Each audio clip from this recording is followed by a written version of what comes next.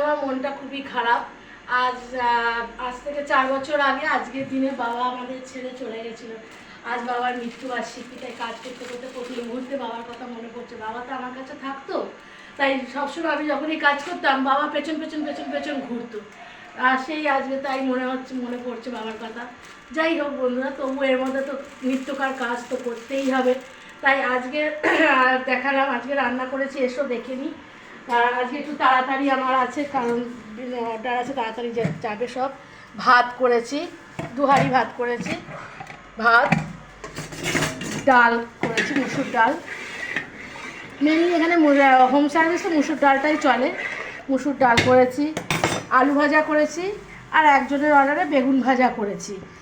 আর আছে এখানে আজকে আছে পোস্ত, আলু পোস্ত করেছি, রুই মাছের কালিয়া করেছি, আর করেছি এখানে হচ্ছে চাটনি। তো রেগুলারের আমার এটা করতে হবে রয়েছে। এই হলো আজকের মেনু। তোমরা দেখো, আমাকে লাইক করো, আমার চ্যানেল সাবস্ক্রাইব করো।